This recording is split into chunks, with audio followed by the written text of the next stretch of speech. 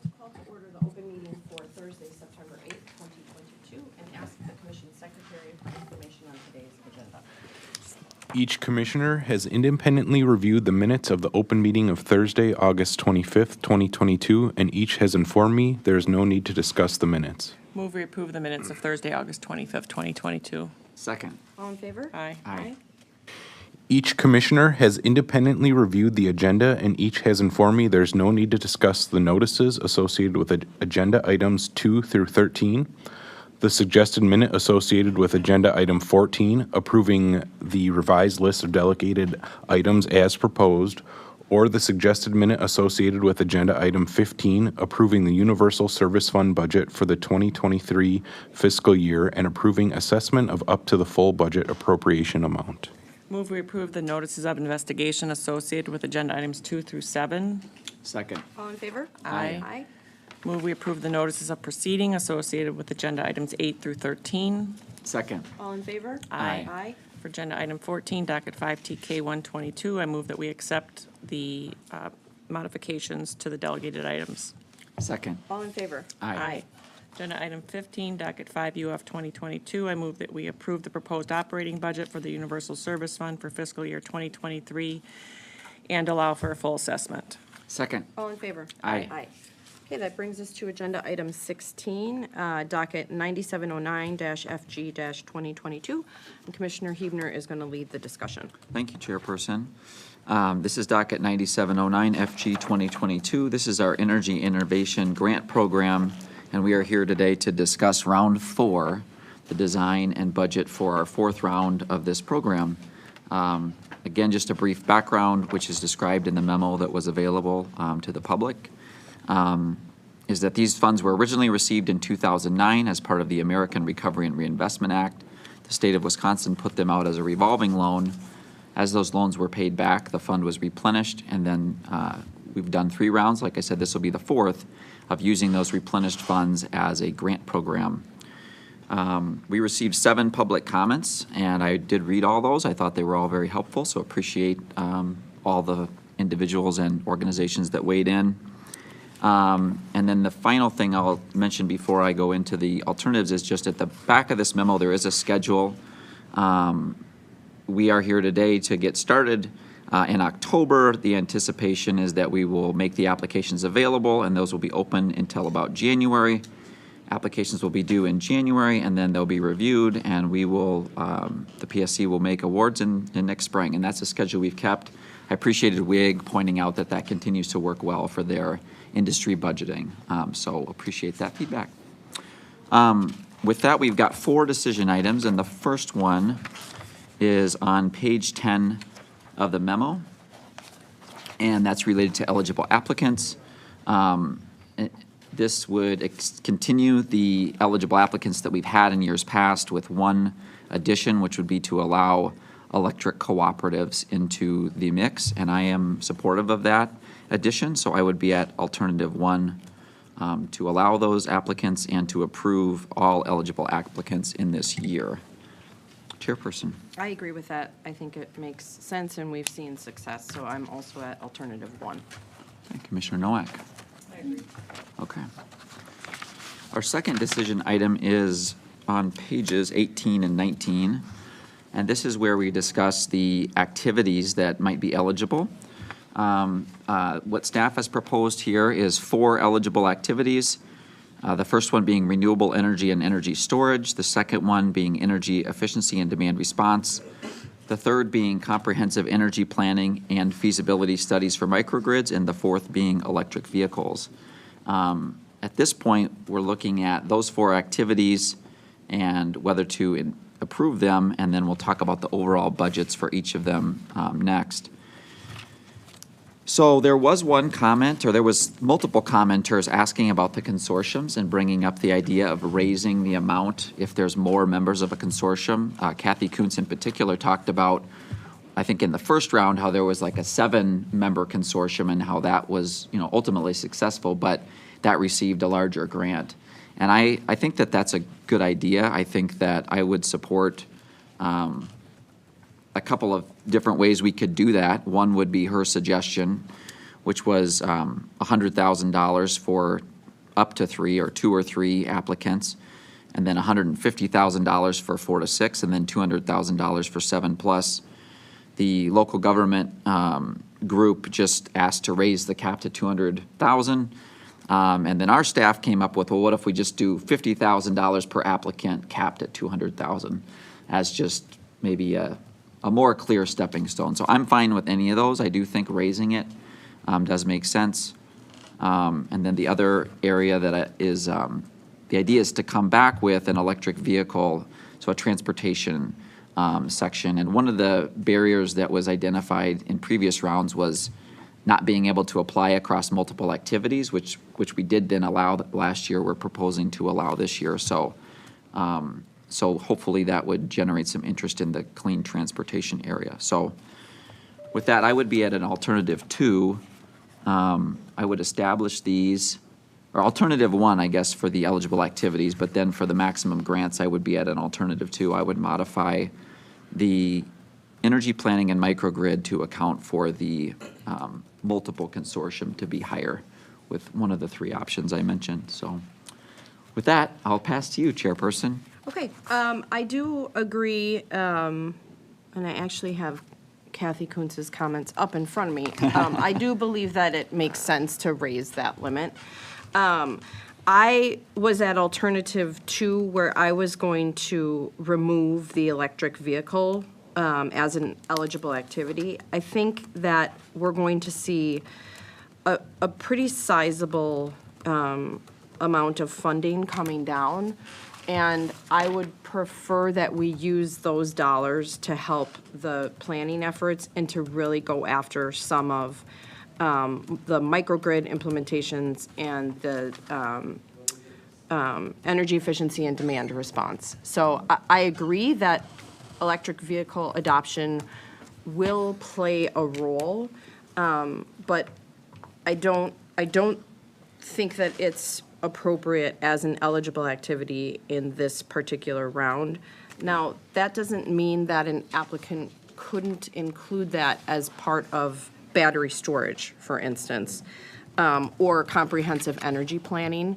So I wouldn't necessarily say you can't put it in your application. I just don't think electric vehicles as a standalone should be an eligible activity. So I would, and we can talk about funding, but I would increase the amount that is available for the planning efforts.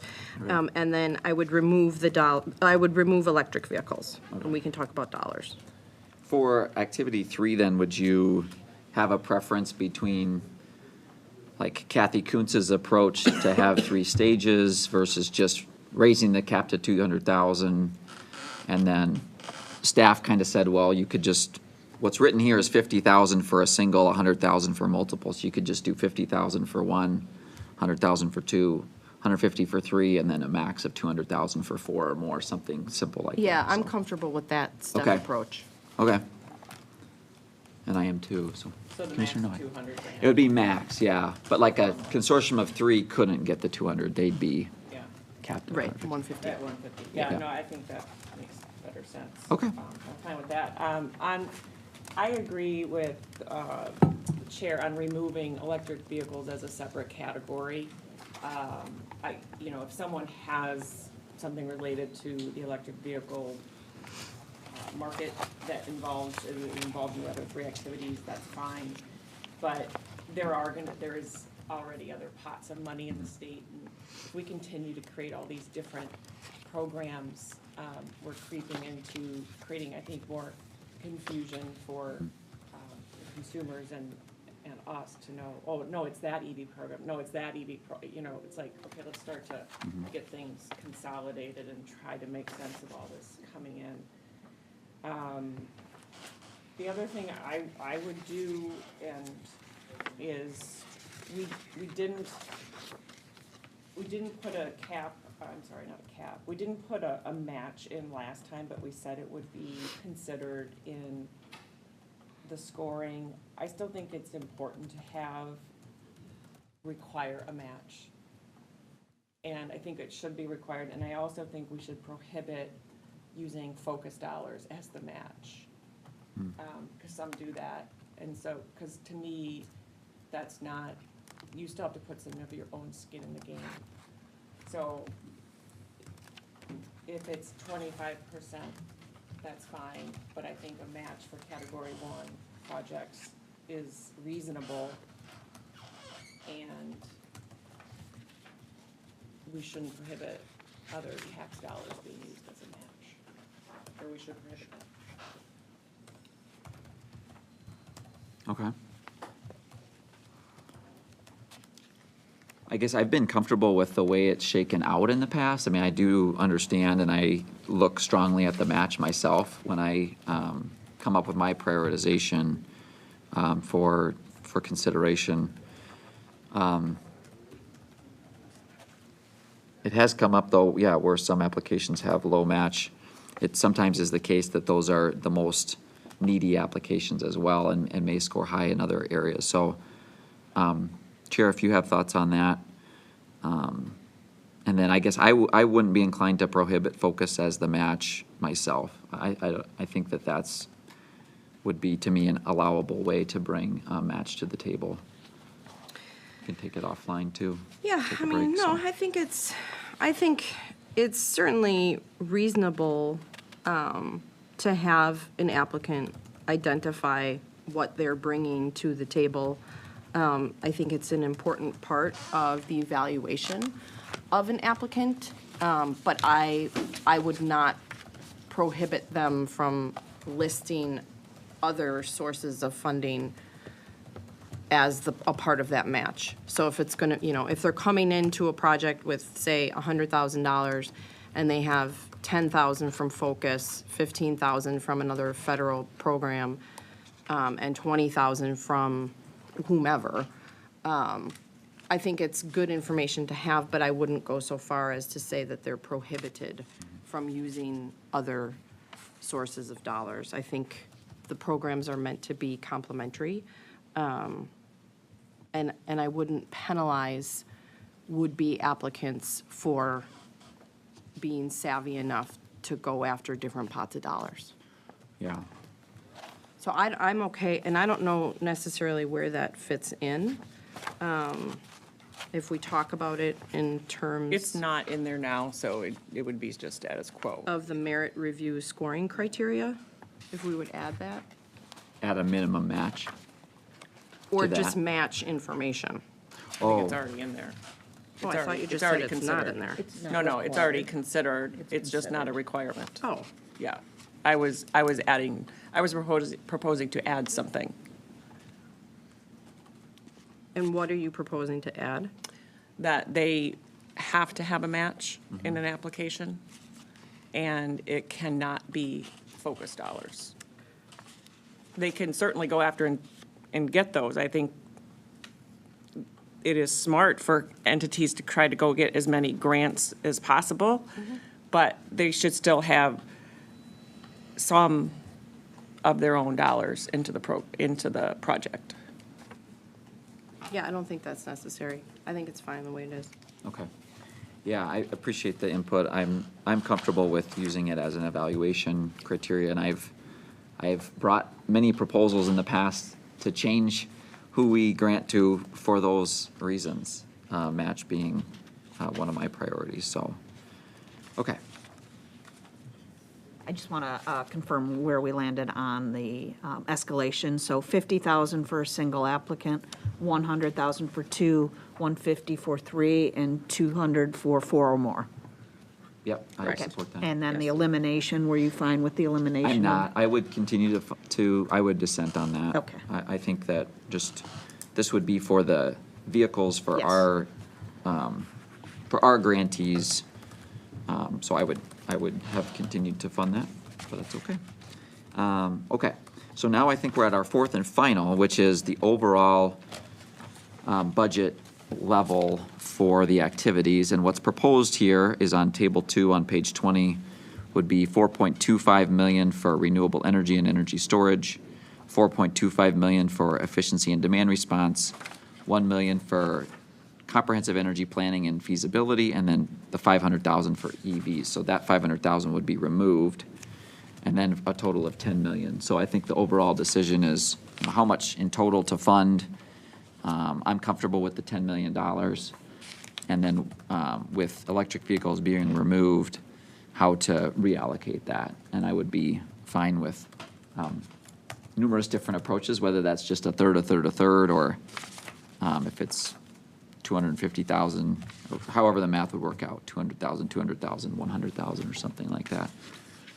If you had a proposal there. Do you so. feel really strongly about including funds per activity? Or would you entertain sort of letting demand for these particular programs dictate where the dollars go? And I understand that, you know, we've kind of gone back and forth about this, and there's been input received about predictability and not necessarily wanting to award, you know, $3 million to one particular project. Right. But if that $3 million is going to end up producing energy savings that are scalable, and that could be, you know, open to maybe other manufacturers or industrial customers, or isn't that what we want to be doing with these dollars? So there's a part of me that says,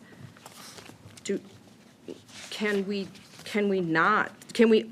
establish the overall budget, right? And I'm okay with $10 million. I think the Industrial Energy Group maybe suggested that we expend all of the dollars. Yeah. I'm okay at the $10 million level, but I'm wondering if you have strong feelings about the available funds per activity. Okay.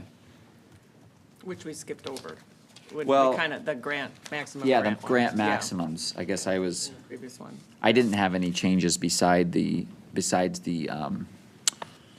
planning efforts, which we agreed to change. But I was fine with the 500,000, you know, what's listed there in the table on page 18. I was fine with those maximums per project. Yeah. Sorry if I went too fast on that. So I was fine with that.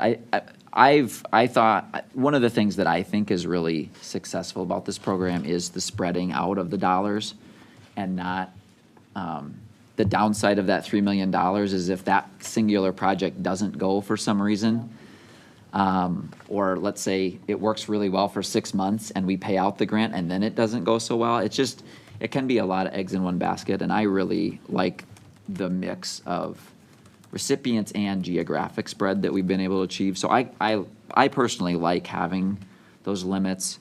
So that would be my vote, is to, besides the consortium, I would continue to have those limits per project. And then related to the activities, I do think it's good. I think one of the things the staff, and it's talked about in this memo as well, is just, it's really hard to compare like an energy planning versus a efficiency and renewable grant, implementation versus planning. And so basically walling off, you know, the efficiency projects compete with efficiency. And we do have the capability. I mean, we are the ultimate decision maker. So if for some reason there's just some activity 2 projects that are just so compelling that we want to fund them over some activity 1, we can make that decision at the end. But I think it's helpful to set that structure and say, you know, approximately this amount for activities 1, 2, and 3. I do think that that's been successful and was a little bit of a lesson learned from the first round, where it was more wide open and they found it very hard to compare between the activities at times. So those are my thoughts. Okay. Yeah, I would keep the structure. I think you need to have some structure. Okay. It begins, we need some more objectivity, I think, at least in where we're gonna put some of the dollars, right? If we might get some that really hit it out of the park, but then we end up putting 90% of the dollars in maybe one of the categories. And I think that going in, the people applying for grant, the entities applying for grants need to have some sense of, you know, the dollars they're chasing right now. Otherwise, it would be wide open. And I think it's just helpful in our evaluation Yeah. too, to have that structure Yep. there. Okay. So I would keep that, but I would also I wouldn't leave any money on the table. We do have some remainder dollars in the neighborhood of 1 to 3 million. To me, there's no reason to leave it sitting there. I would add it, I would prorate it among the now 3 categories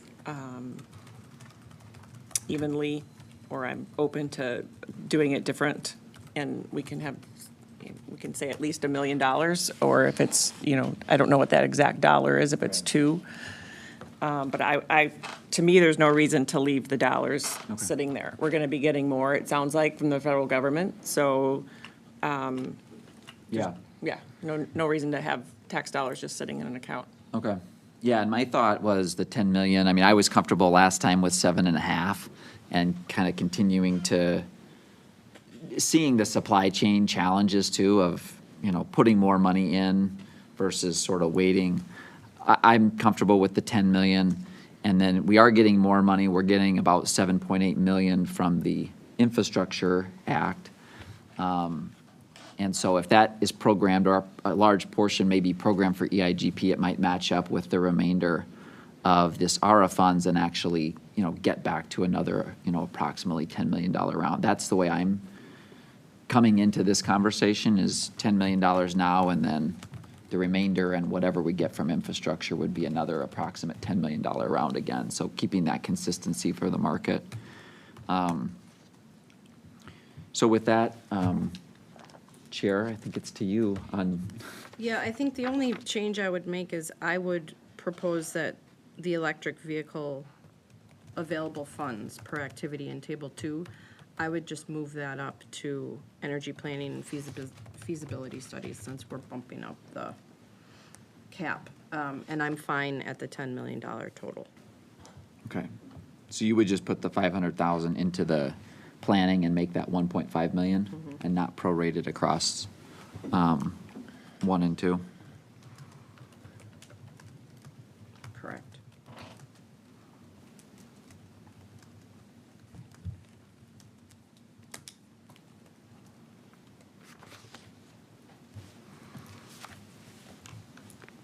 Unless you think that's too much. I know we've had some very good planning applications in the past. This budget is higher, the $1 million here is higher than what we've had in the past as well. If my recollection is correct, I think that that's increased. So I guess I was thinking more of just maybe prorating it across the 3.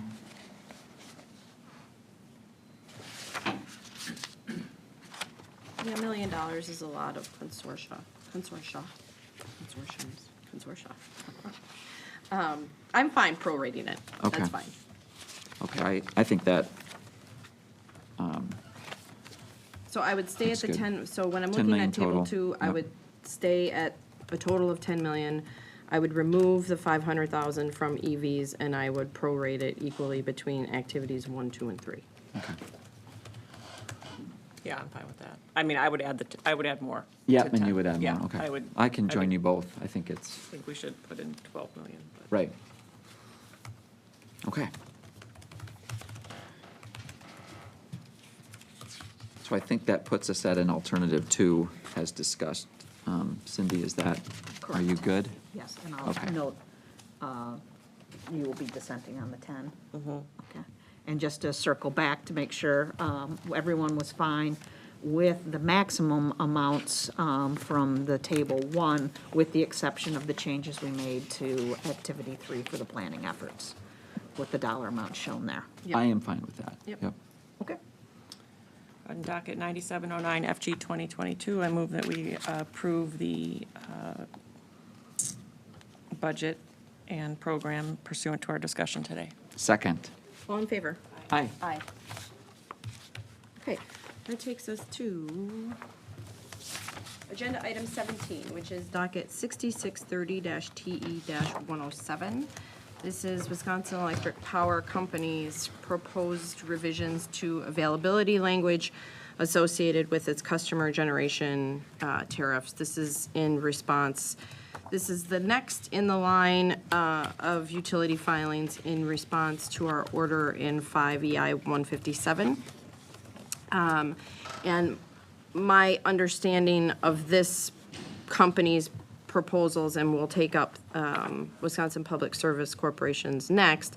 But my understanding is that there was a fair amount of negotiation that occurred during the hearing and post-hearing. And so I think as a general matter, where the parties ended up represents a just and reasonable solution. I'm going to propose a couple of revisions, but all in all, I think that the movement by the applicant in this particular case showed a reasonable amount of good faith, and I think that where they ended up was far better than what they proposed initially.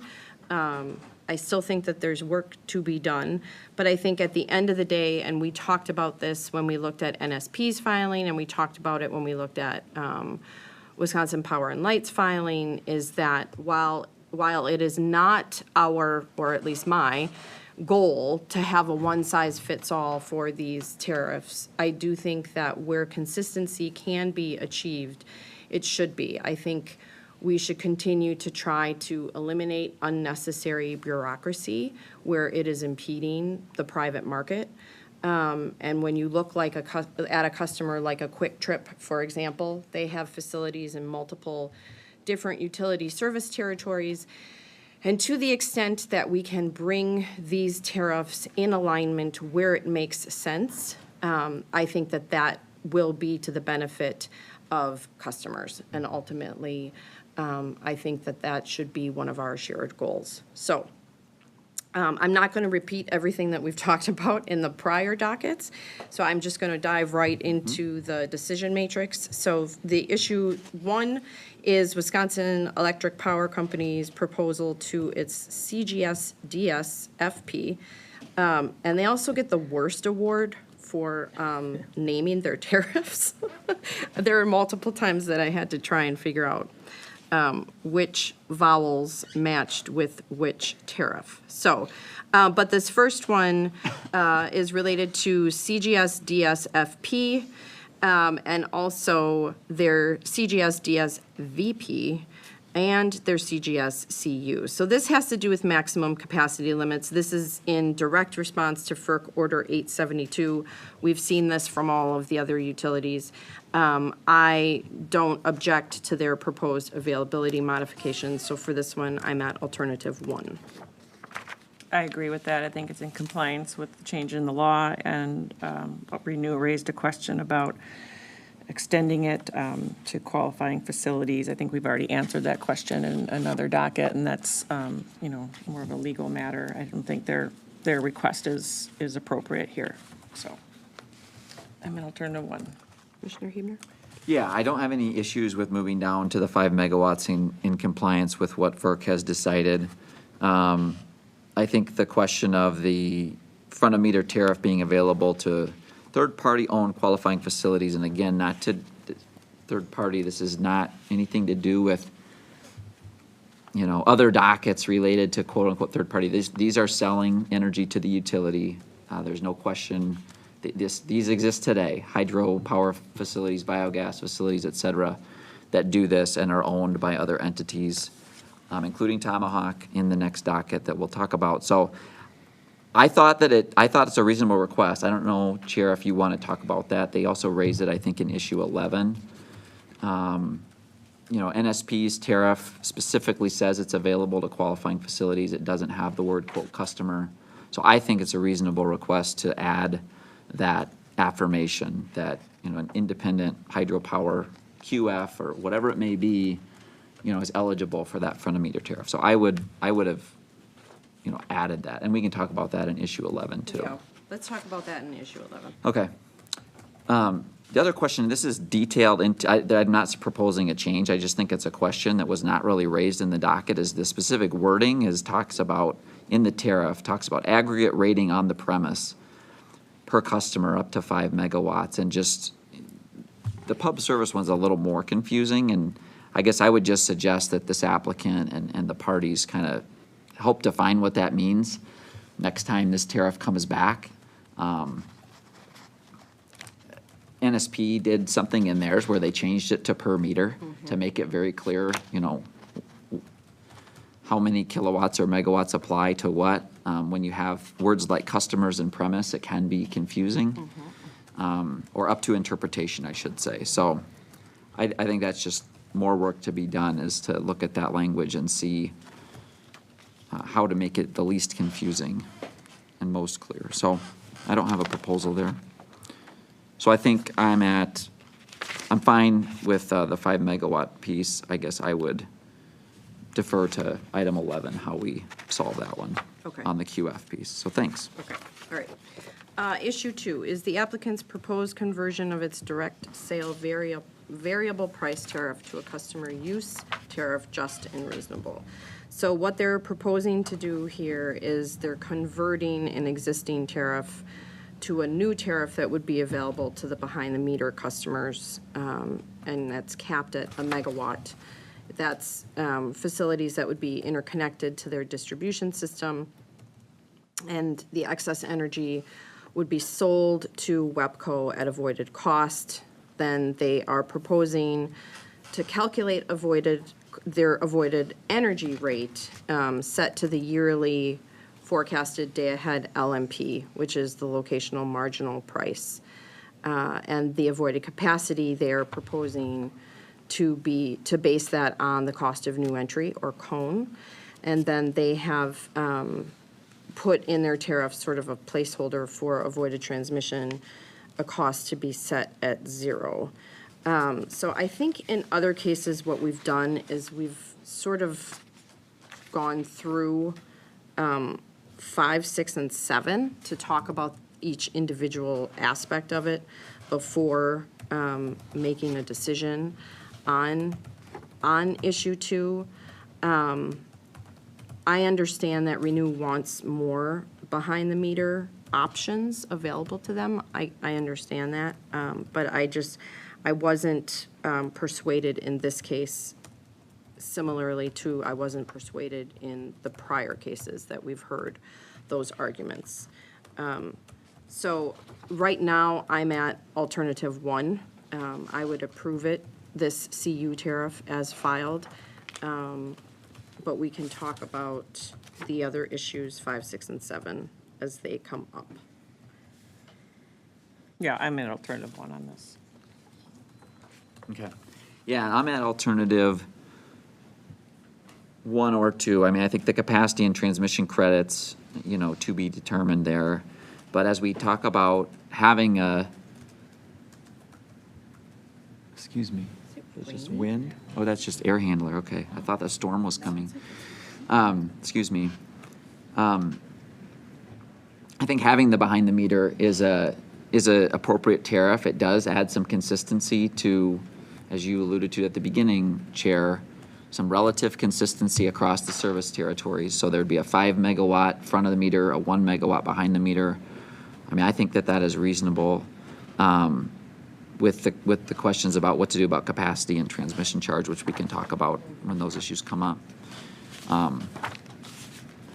You know, related to those issues, I think Renew's proposal and really the company's proposal on capacity is basically a performance base. So it's not that you get all that capacity value if you're behind the meter. It's that if you show up when the capacity is needed for the system and you happen to be showing up then you get paid. But if you don't show up, you don't. And then therefore you basically end up getting a fraction of that capacity value, which to me, a fraction based on your performance, that's appropriate to me. That's where I've been on the last 2 dockets too, though. Right. So, okay. Okay, all right. We'll come back to that if Great. necessary. Issue 3 is the applicant's proposed modifications to monthly generation facilities charge just and reasonable. So now what the applicant is proposing to do is clarify that the monthly facilities charge will apply on a per meter basis. And nobody objected to this, so there's not a whole lot on the record, and for that reason, I'm at alternative 1. I agree. Yep, I'm at alternative 1. Okay. Issue 4 is related to telemetry. This is one of the issues that got a lot of attention, and the applicant actually changed their position on this. And so from what they filed, where they ended was that these telemetry charges would only apply to new customers. And in the end, at the end of the proceeding, all of the parties ended up supporting it. And so I'm at alternative 1 for this one as well. Yeah, this is where I think the development and the discussion among the parties was helpful in them talking to each other rather than past each other and clarifying where things are at. So I'm alternative 1. Yeah, I'm actually going to be at alt 3 on this. I totally respect your positions. First off, I thought the witness keeling for renew was really good and practical and helpful. And when I read the record, I understand the settlement at the end, but when you read the record, the utilities with the most distributed generation in the whole nation are setting this limit at 1 megawatt. And they're using smart inverters to do it instead of having extra charges and extra equipment. And I just thought, even though there was a settlement, the applicant really did not explain why they can't use the smart inverters to do the specific needs that they've requested here, or why, if 1 megawatt is enough for Hawaii, where a fourth of the homes have solar, why does this utility need a 300 kilowatt limit? So I would not approve it at that time for those reasons. Okay. All right, issue 5. Now we talk about avoided energy cost. So this is consistent with what we've seen in other dockets. We've seen similar arguments from all of the parties. And specifically, the applicant is proposing to continue using the forecasted LMP, and they will update the avoided energy cost every year on January 1st. I think that this is reasonable, and so for this, I'm at alternative 1. Yeah, I agree. CUB is in agreement with that. Then they just go on and say, well, then they should be required to offer long-term contracts. And I don't think that we should be sitting here ordering a utility that they require that they have those types of contracts. They don't offer it. That seems separate from the avoided energy rate right now. So I'm at alternative 1. Yeah, I'm an alternative 1 on this too. I think we can talk about contracts later. I think, I've supported, if there's going to be contracts, having more certainty with those contracted rates. But as far as where we're at with this record, I approve alternative 1. I did want to mention, I thought it was interesting, Nelson, in response to our witness, Tanner Blair, asking about the true-ups for what if there's this big separation between the forecast and the actuals, which is what we've seen in the past 12 months, is that there has been a big separation. What about a true-up? And the response to that was, well, maybe we could use day-ahead LMPs, and that they actually do use that for some of their tariffs now that we'll be switching away from. So I just didn't want to lose that idea that as utilities and interveners keep looking at this in the future, it's going to be interesting to see forecasts versus actuals, and whether like a day-ahead LMP, if that can be implemented, does that actually better reflect and kind of narrow that gap on both sides of the energy prices being far away from the forecast. So I just thought it was interesting. I hadn't seen any other utility yet mention those, and I'm always learning. So I thought that was interesting and maybe worth pursuing, but alt 1, thanks. Okay. Issue 6 is the applicant's overall proposal to compensate customers for avoided capacity costs just and reasonable. Okay, so this one is interesting. A lot of information on the record. And I spent a lot of time going back and looking at Nelson's Sir rebuttal to see sort of what the explanation is. And at the end of the day, I was persuaded by witness Kell on behalf of Renew.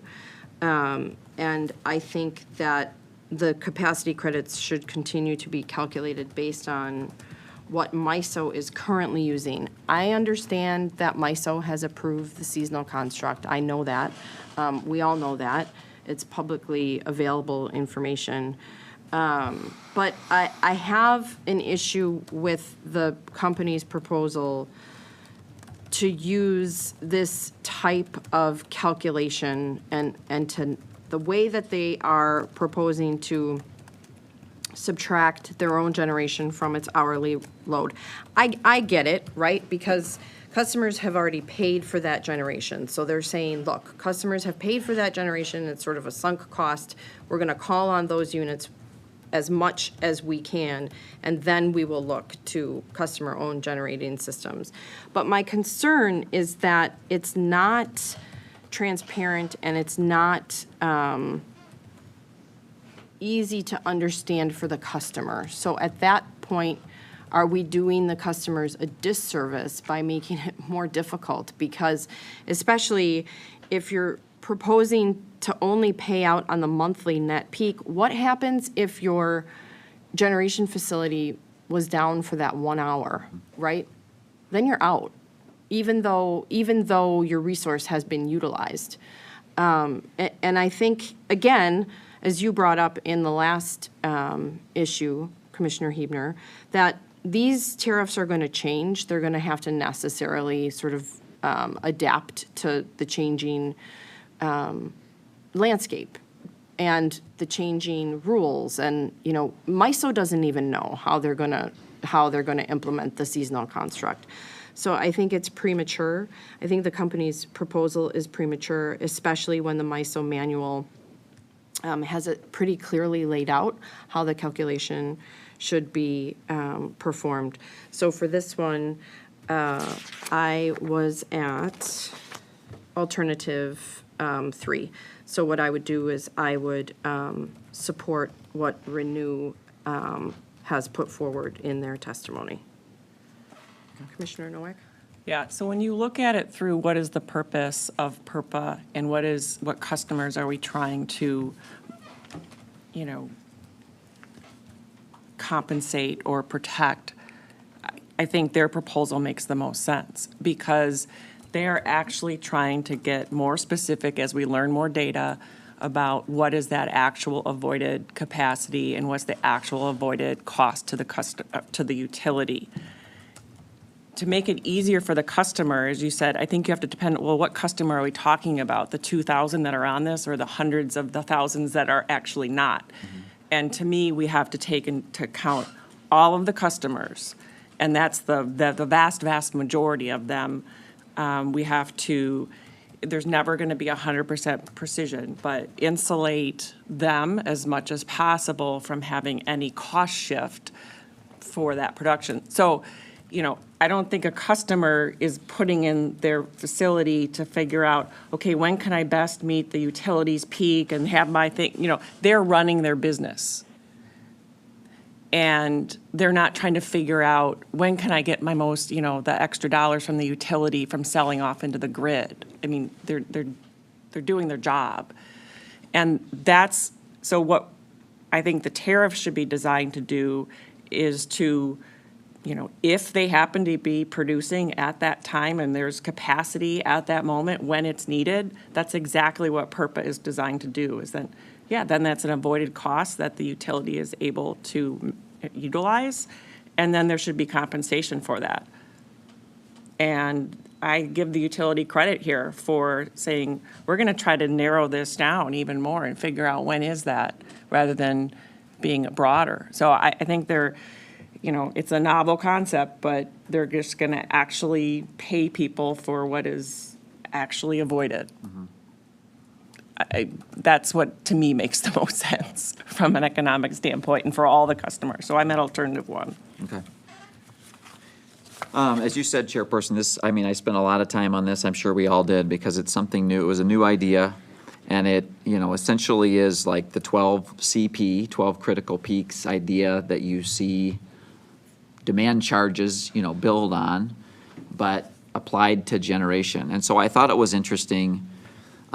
The one thing I wouldn't support is the netting out of their generation. I think that creates an unlevel assessment of, you know, when you're at your peak, you know, you want all generation that's available in your service territory. Whether you own it or somebody else, you want to just be sure that you're meeting your peak. I think that, to me, is the biggest value driver on those peaks. So I thought it was interesting. I don't want to say it's dead in the water, But I think, to me, I was, as you were, Chair, at the end of the day, the MISO construct, which is in motion, but we know that there's a level of consistency then between wholesale and retail, and that there's a consistency that I think is important for the sake of consistency, really. It's just that, this utility at the retail level is valuing things the same as what the wholesale market is valuing, and lining those up instead of having there being sort of a misalignment. So understanding the seasonal construct is in motion. A lot of these will be, quote, non-thermal resources. That has not changed at MISO yet. The solar, the wind is being discussed about changing that. That has not yet changed. So I think it's, to me, it's the relevant MISO construct as you said, kind of Kel and Renew was supporting, and I think Cub as well. So, well, Cub was fine with all three. So that's where I would land. The appropriate MISO capacity valuation for the resources. So that would be all three. Okay. Thanks. Throw it in the same spot. Oh, okay. So issue 7, is the applicant's overall proposal to compensate customers for avoided transmission costs just and reasonable? This is also one that's come up.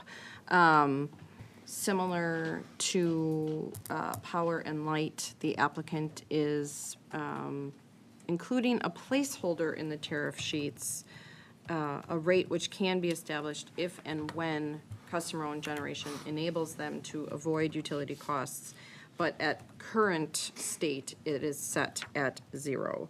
I would do just the same that I did in the Power and Light case, and that would be, I would approve this as proposed, and I would require an additional analysis to be done, similar to what was ordered in Power and Light, but rather than it be a July 1st, 2023 deadline, I would put it at August 1st.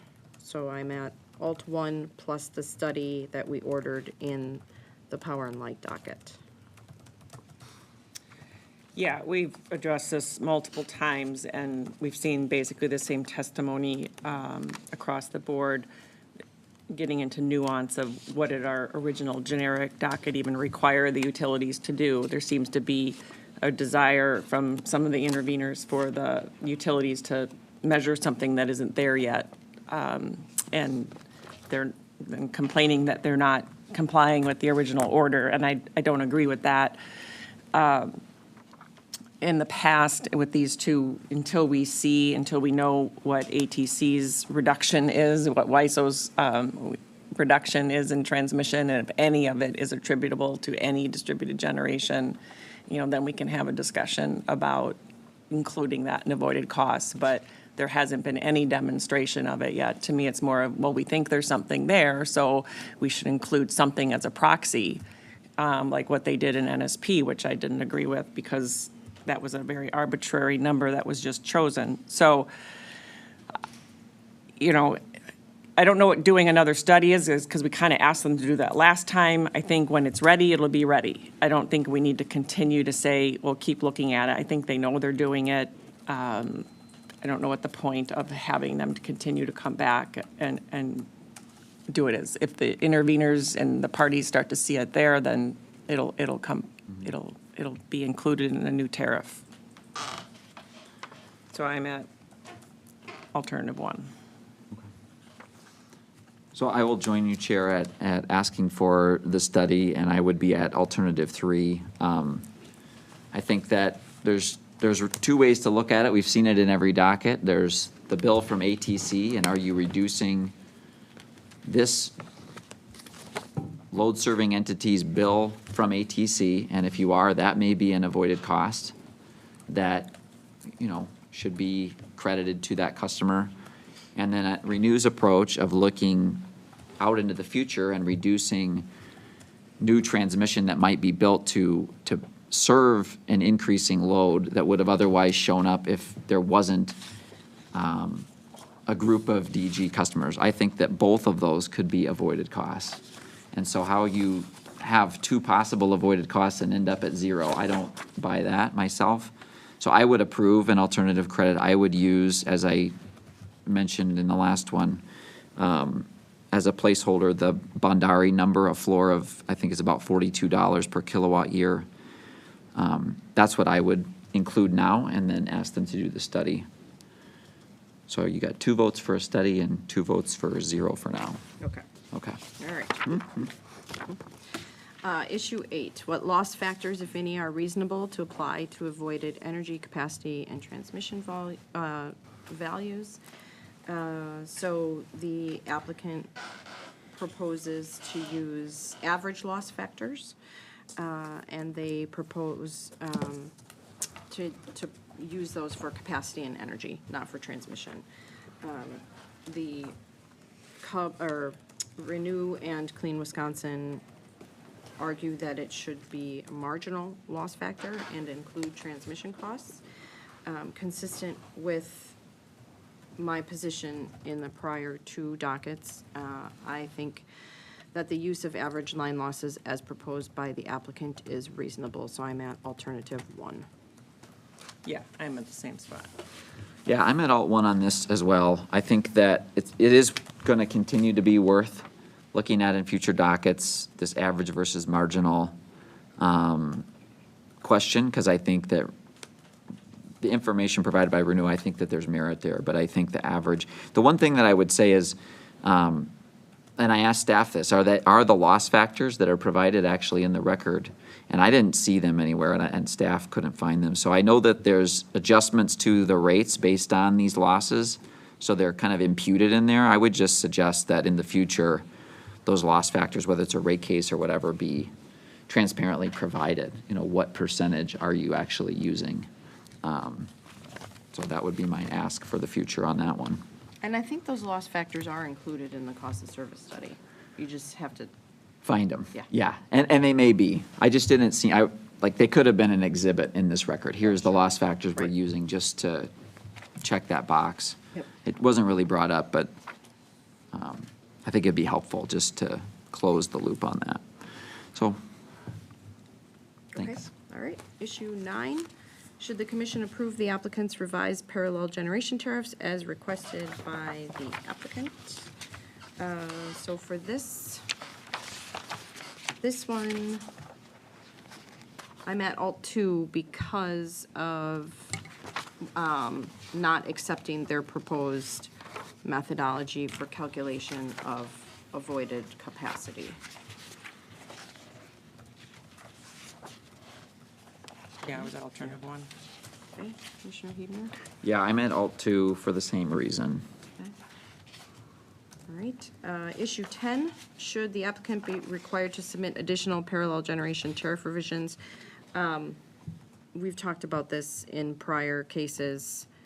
Yes, I think, of course, once, and some would say that this is belts and suspenders, but I think that that's the bread and butter of what we do. So I'm at alternative 1, where I would require them to submit revisions in response, especially given the fluidity of what's happening at MISO right now. Yeah, this is kind of a duh, right? I mean, of course they will. I mean, they have to. I'm fine with putting it in there and their modification. So alternative 1. Yep, I'm at alt 1. Okay. Issue 11, then, this is, Cub brought this up, as did Renew, the availability of contracts and expanding the applicability of front-of-the-meter tariffs to include QF developers. I think that those are both reasonable modifications to the company's proposal. And so I would require contract offerings of 5, 10, and 15 years, and I would allow the tariffs to be applied to independently owned QFs. Okay, I don't even know what contracts, though, we're approving. We don't have any with us. I don't know that we can, I don't know that that's in front of us. There's not a record on what the contracts are. We don't have a contract in the record, what the terms would be of a 5 or 10 year. Are they renewable? What do we want in them? is there a clause for backing out early? I don't think that we can approve a contract today.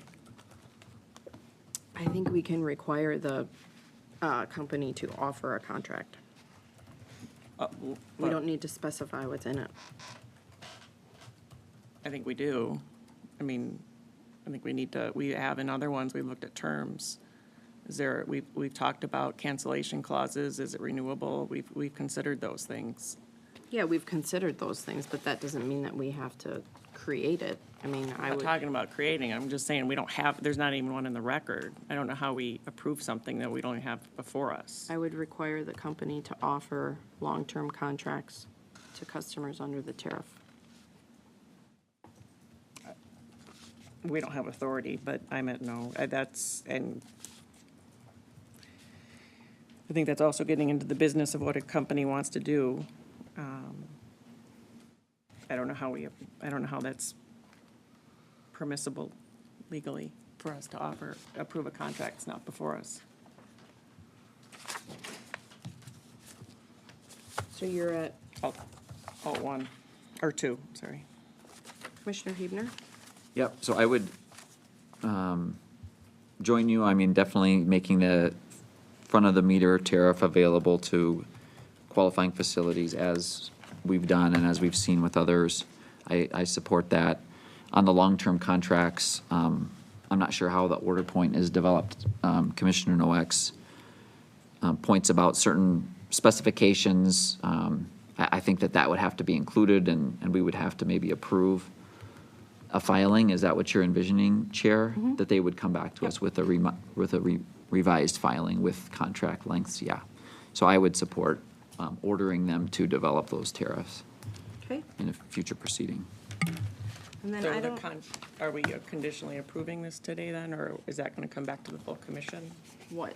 the contracts? The contract would come back to the full commission, yes. Right. Would it be a separate docket, do you think? No, I would just have them file it in the same Okay. docket. Okay, but we would approve what we've agreed on today for eligibility. Okay.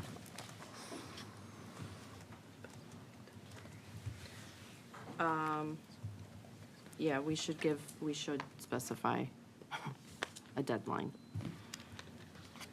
I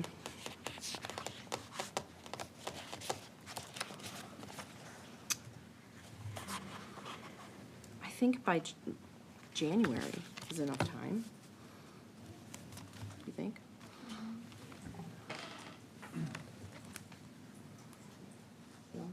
I haven't talked to the applicant about that, but it doesn't seem like it'd be unreasonable. For 6 months? Good months? Right, January 1? yeah.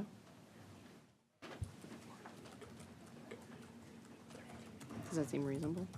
They're in for a rate case. The only reason I'm thinking is they're in process of their rate case, whether, I don't know, March 1st makes more sense, or whatever you think. Yeah, I I'm mean, fine because with they've, January 1. right, they can have ask for an the extension. skeleton, Right. right? So There may be some additional provisions, but, I think if they have a filing by the end of January, okay. so Jan January 31. 31 of 2023, to submit a proposed contract that would be available in this docket. And then we can take a look at it, and if it turns out that we want to add something or take something away, then we can do that. So I would say January 31st, 2023. Okay, I can join you there. Just a clarification in terms of the overall timing of the effective date of the tariff and whether or not there are components of the tariff that would be effective. Right. You know, at the issuance of the order, or January 1, I'm not sure what the date would be. What is the effective date? Well, typically, So what we've been looking at is more of a January 1. Yeah. I Okay, think we provide, as I recall, typically our orders would be effective, they would the option if they wanted to start it earlier, but set a no later than date of January 1, I think is kind of how we've been at least thinking about it. yeah. And it doesn't necessarily have to be concurrent, right? Because in the end, it could turn out that we don't approve the contract. What I want to see is I want to see what the contract would look like should they make it available to customers, similar to what's been done in the other cases. If it turns out that we don't approve it, then we don't approve it. I don't necessarily think that it needs to be tied to the effective date, because let the new tariffs go into effect and get your customers on those tariffs, and then we can look at a potential of adding a contract.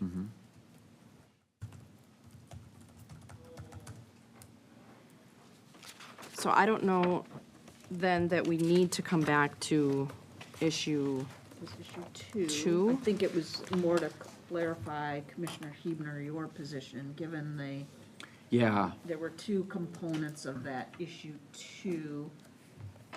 There was the behind the meter. yep, which I support. Which you supported and the other commissioners did not. But then there was also, I think, the difference on the transmission Yeah, on this. So I think you would be at an alt 2.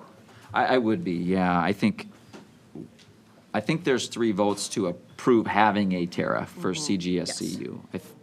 Commissioner Nowak, I think you were fine with the tariff being available. It's just the question of what credits are in that tariff. I mean, I'm not gonna be voting to approve this overall, given the changes we've just talked about. Okay. So, Okay, I mean, we just decided some substantial changes, I think, to the overall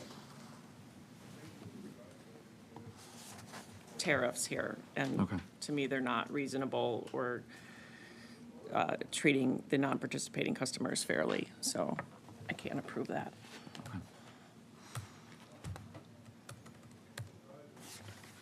do you have what you need? Yes, Clear as I mud. have you approving. Yeah, You would have include other things, but right. with what is in the CGSCU tariff, you would approve. Yes. And that tariff does include a capacity credit, Right. Yes. so you're approving that? Yep. It doesn't include transmission, which I Correct. would have included, but we're going to do a study on. Right. Yep. So as long as that's accurately reflected, you got it. And I now have you as dissenting. Yeah. Okay.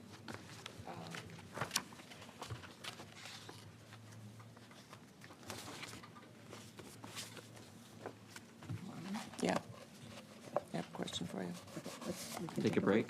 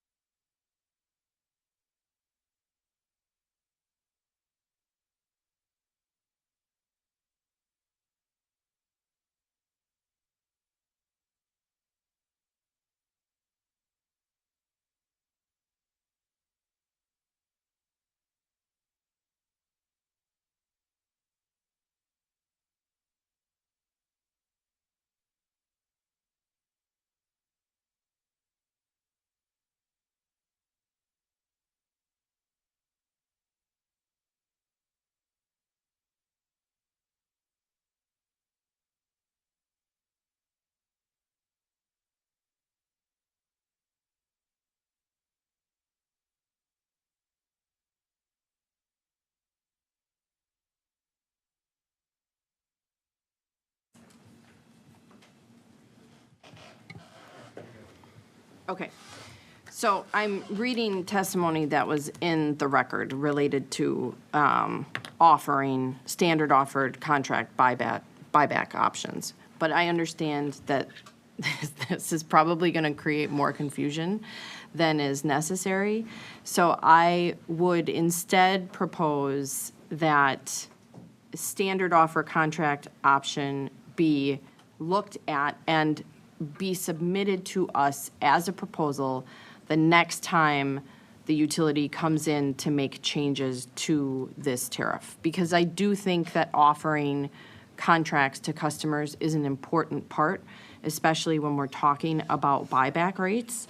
I understand that, you know, they have separate service rules that provide for contracting, and it's not my intent to sort of make everybody confused about this.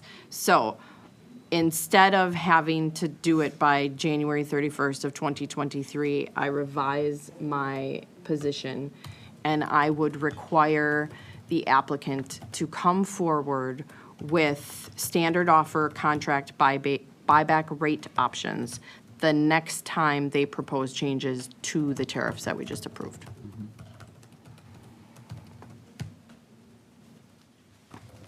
Yeah, I still don't agree that we should require them to offer a contract. And I would join you, Chair. I think that that's a reasonable approach. The other utilities are offering contracts, so it deserves a question of what would it look like for this utility and their sister utility. So I would support that. Yeah, yeah. No, I just keep, the next time they propose changes, yeah. All right, so then we need to just go back on issue 2, kind of the overall approval of the tariff, consistent with your individual dissents that I've noted here. Commissioner Nowak, on issue 2, are you, as modified and with your separate dissents noted, voting to approve the tariff? Yeah, so I'll clarify what I said earlier. I'll make the motion. We'll overall let it go into effect, but so that the areas where there were 2 of us in agreement, that's not, we have to revisit. So, yeah. But yeah, with my dissents noted on the other areas. So you ready? Yeah. So in docket 6630 TE 107, I move that we approve the revisions to the tariffs pursuant to our discussion today. Second. All in favor? Aye. All right. Okay, agenda item 18 is docket 6690-TE-114. This is Pub Services parallel generation. So they've got a couple of different tariffs. Issue 1 is, again, related to availability. I'm at alt 1. Yes, same spot. Okay, so I gotta look back at where we all landed on the last one. We're gonna talk about independent QFs later. So I'm fine moving down to 5 megawatts for the front of meter, I understand that. One minor thing that's related to the tariffs on this one, and this gets, Chair, to your comments at the beginning about consistency across. One of the things that's been in the other ones we've seen, it's in the WEPCO one, but it's not in pub service, is that when they talk about a kilowatt or a megawatt, that it's measured as AC, alternating current. This really did not come up in the record, but just as I look at the final exhibit of Witness Nelson in both the last case and in this one, the last case, there's an explainer of, you know, how we're measuring this when it says 5,000 kilowatts. I think that it should be measured in AC. That's what we've approved for NSPW. I don't know if you have a thought on that at this point in time or not. These tariffs are all just silent. It doesn't say whether they're measuring things in AC or DC. I know that we're trying to get to that consistency to measure everything on the alternating current level. So I would add that in. And we can take that offline if you need, but with that addition and the question about aggregate, total customer-owned, generating capacity of 5,000. To me, it's just a question of, PURPA allows up to 5,000 per generator, and how that language is really written, whether that truly is what's allowed for this tariff, I think is an open question that the applicant and parties should look at again when they revisit this tariff someday. Because to me, it's unclear, you know, what does that mean? I did not pick up on that, Okay, on that. The AC? Yeah. yeah, Yeah, and I don't know that we should start redlining the tariff like that here. And again, just because it may have been clarified or written differently in a different tariff, I think it is important to recognize, well, first of all, no one raised it in here in the record. And there are going to be some differences, if that is one of them, but just generally overall, the goal here isn't to make all of these look the same. So I wouldn't make any changes. I think it's good to flag Commissioner Huebner, and I'm betting that it was an oversight. I'm not gonna require that they change it, but I'm fairly certain they're listening, and if I had to place a wager, I would say that it was probably an oversight. That being said, I'm at alternative 1. okay. So I would make that change, and so I would be at alt 2 with just that change. Thanks. Okay, issue 2 is the applicant's proposed conversion of its PG 2B tariff into a BTM, behind-the-meter option tariff, just and reasonable. For this one, I'm also at alternative 1. Yes, I agree with that. Yep, and I'm at alternative 1. Obviously, the questions of capacity and transmission we're gonna talk about later, so Yep. with those caveats, I think the tariff availability is fine and reasonable. Okay. Issue 3 is the applicant has proposed to add a requirement that customers have 2 meters, a generation meter and a production retail consumption meter. I didn't find this to be unreasonable, so I was at alt 1. Yeah, I agree. Tomahawk raised a concern, I think, about how it's worded and when it would apply. I guess I didn't share their Yeah, ambiguity Yeah. in the thing, so I think it's fine as written, and, you know, if it does arise later, they can, you know, raise the issue with staff here or the utility itself, but yeah. I didn't also think it was really fleshed out how they would have changed it, so I think it's fine as written.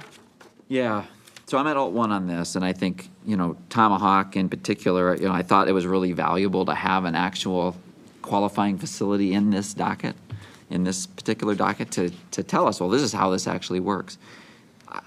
I thought it was instructive. Obviously, nobody else had a position either, but they were fine with the metering piece of it. And then they do have the letters they filed related to the brief. I agree with you, Commissioner Nowak. I think the language did change throughout the course of the proceeding, as we know, getting all the way down to certiorari rebuttal. I think it's noted. I certainly note it. But the way I read the tariff, it doesn't talk anymore about before and after. And the way Nelson described it is, if you change your metering to conform, we're going to call you a new customer, an eligible customer. So I think that it's resolved. I don't know, Chair, if you had thoughts on the Tomahawk issue either. but- Yeah, no, I thought it ended up being resolved. Okay. All right, great. Issue 4 is telemetry, and consistent with my position in the WEPCO case, and this is, again, this was an iterative process, and based on what was reflected in Mr. Nelson's exhibit, I would approve the telemetry charge, so I'm at alt 1. I agree. Yep, and consistent with where I was, I thought there's maybe more work to do on how they can use the existing inverters to get this, so I'm at alt 3 on this. Issue 5, this is determining avoided energy costs again. And so, for this one, I'm at alternative 1. Yes, I agree. Yep, I'm at alt one with the same thing I said last time, the price separation and maybe looking at day-ahead LMPs in future proceeding might be of value. Okay. Let's see.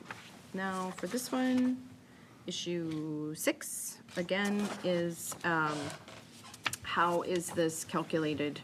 I'm not going to rehash what we talked about in the WEPCO case. Again, I think that what Mr. Kell lays out in his direct testimony at page 22 makes the most sense, and that basically is just following the MISO capacity accreditation methodology for all the reasons that I noted in the WEPCO case. So that puts me at alternative 3, accepting what Renew and specifically Mr. Kell put on the record.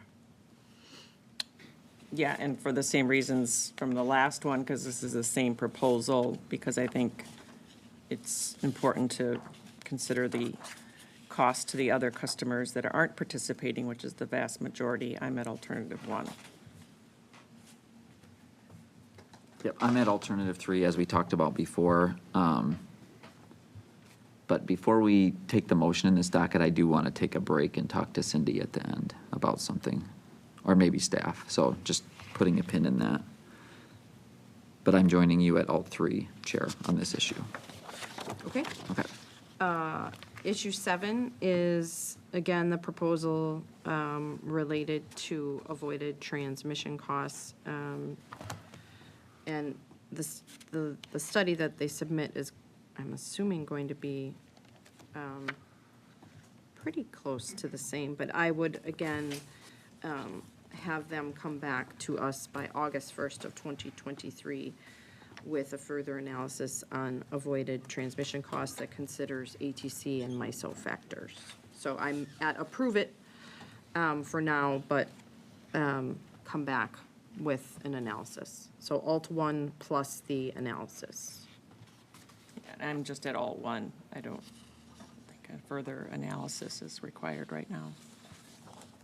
Okay, and I'm at alt 3. I would have supported the floor value that Witness Bandari developed of, I believe, is $42 a kilowatt year, and then I would join you on your analysis request, Chair Bach.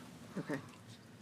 All right, so issue 8 are the loss factors. Again, I think average loss factors are reasonable, and I would not have them apply to avoided transmission costs. So I'm at alt 1.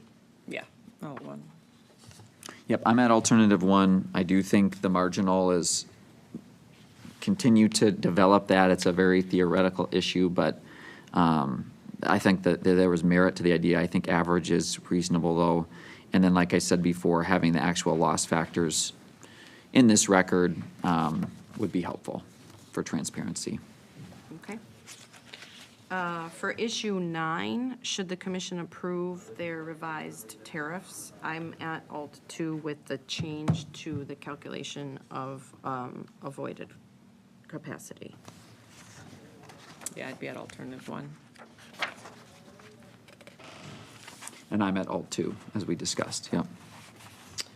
Issue 10, consistent with what we just decided, I'm also at alternative 1. Yes. Yep, I'm at alternative 1 as well. Okay, and then for issue 11, I would do the same thing that I did for WEPCO. I would expand the applicability of front of the meter to include QFs.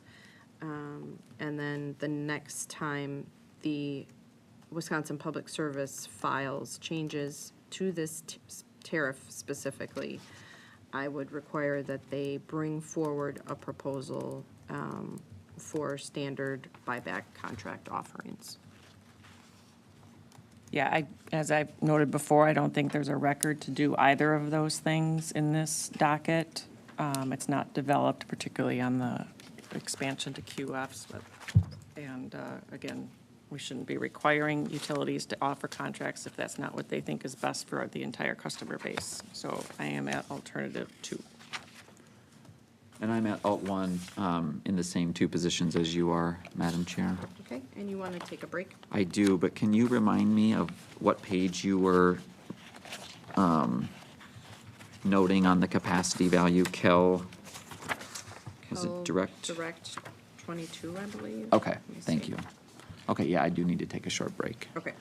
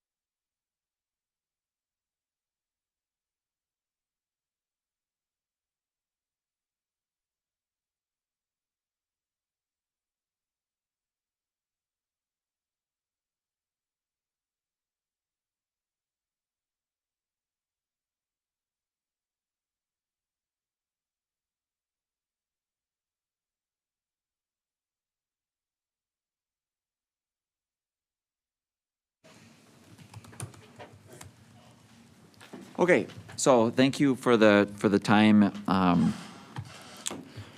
talking with legal counsel and staff, just because there's a lot of moving parts with the tariffs, even up to certiorari rebuttal today, but then based on the preliminary decisions that we made today around capacity value, two proposals. One, that the draft final decisions in both dockets come back to us so that we can look at the final tariff language. And then secondly, that the applicant, this is a little unusual, but to have the applicant file red line and clean versions of the tariff that would be consistent with the preliminary decisions that we have made, and have those be back in a little over a month by October 20th. So give them time to do that, but still give us time to incorporate into the final order. And that's- So, let me just Yep. ask for clarification Yep. purposes. If you want the final order to come back to us, then we would have that come back to us, we would discuss it. But really, the company wouldn't be able to work on the red line version until we get through that Yeah, draft. I think what we're proposing is a little bit flipping the card Backwards. around, because the devil is gonna be in some of these details of, you know, how are certain things gonna be calculated, how are they gonna be reflected? And given the amount, you know, on stuff that was undisputed, that was still kind of being, you know, moved about up to certiorari rebuttal.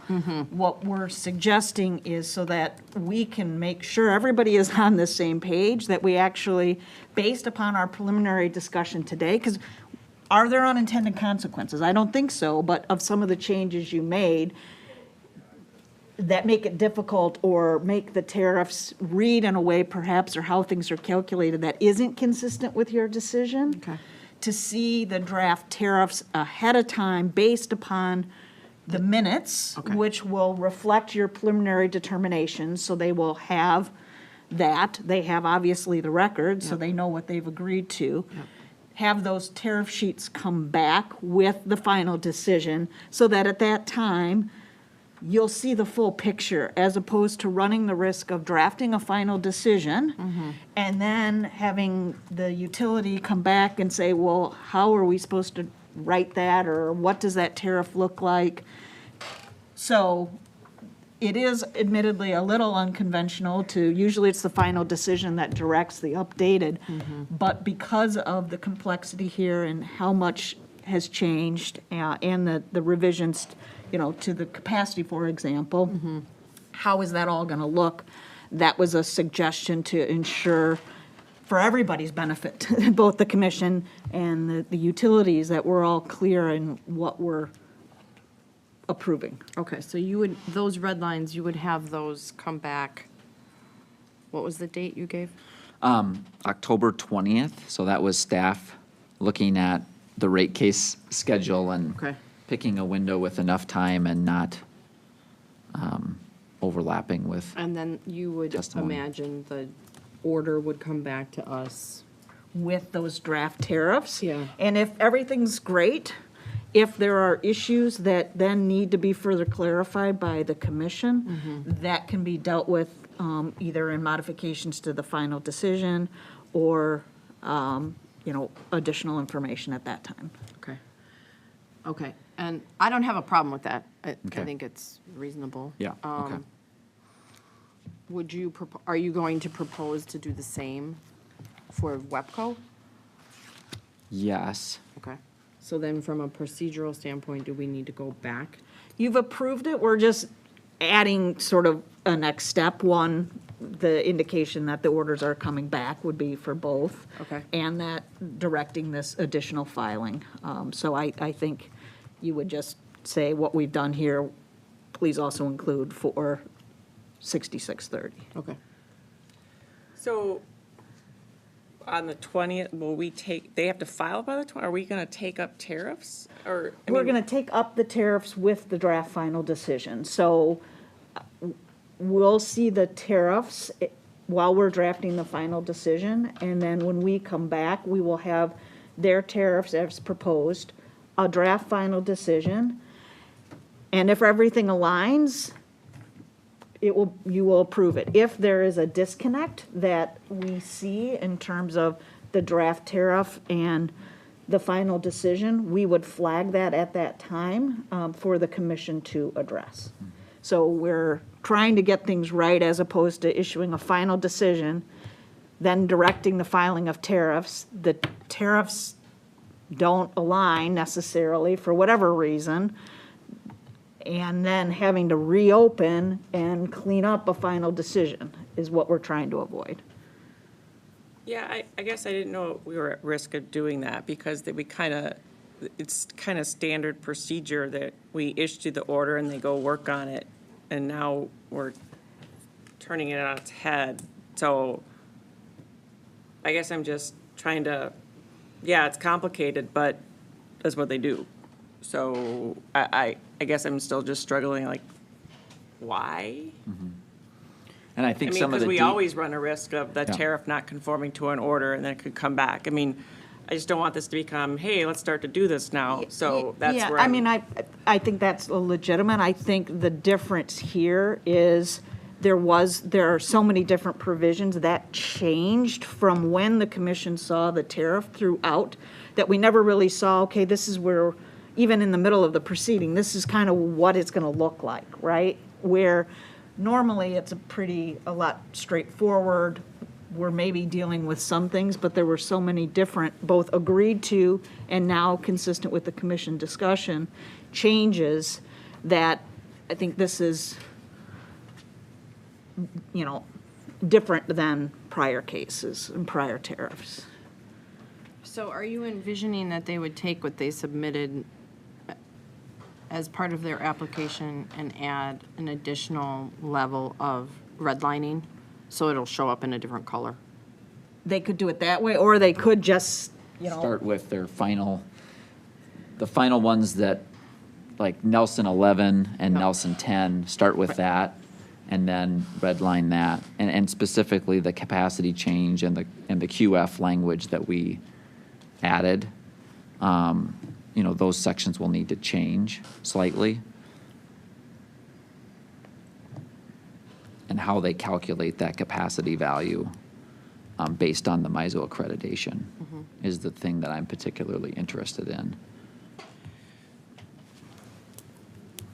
Yeah, I'm gonna, if you want me to jump in, I think we should follow our normal procedure. We've done rate cases where there's multiple changes and we have included tariffs and various things in rates, and there's a lot of smart people on all sides working on this kind of stuff, and, this is where they go and crunch the numbers and write the tariff, and, I know there's interaction with staff while they do that, I'm sure, so to make sure it meets the intent. So I don't know that we need to start to change our process that has worked quite well over the many years. But I don't have a problem with the final order coming back. I just don't know that we need to start to look at tariff sheets, redline tariff sheets, on a case-by-case basis. But we do. That's what we do. We do, but we haven't had them come back and. I don't have if it aids a fellow commissioner in ensuring that the decision is the decision that he wants to make based on what the impact is, I don't think it's unreasonable. Okay. Thank you. So do we Okay, need to- so I think we're so ready for a we motion. still need a motion on the 6690. Oh, I didn't do it yet. And then this will be, this additional process will need a motion to require that Okay. by you two. Yeah. For okay. both this docket and then Okay. applicable also to the 6630 docket. Got it. So first, a motion on the merits of Well, I the, can make them, I don't have a problem with the order coming back. then it'll just be then the filing of the tariff sheets by October 20th. Yeah. Will be a separate motion Okay. of those two. Okay. Well, I'll just include it in this one, on the order coming back. In docket 6690 TE 114, I move that we approve the revised tariffs pursuant to our discussions today and have the final order come back to us prior to for approval. Okay, second. All in favor? Aye. Aye. And then I would move in both docket 6630 TE 107 and 6690 TE 114 that both red line and clean versions of the tariff updates be filed by October 20th by the applicants. Second, all in favor? Aye. Aye. Those opposed? No. Okay, Okay, good. All right. ready to adjourn? The next open meeting is scheduled for Thursday, September 15th, 2022 at 10:30 a.m. Move we stand adjourned until September 15th, 2022. Second. All in favor? Aye. Aye. All right, when's our next meeting?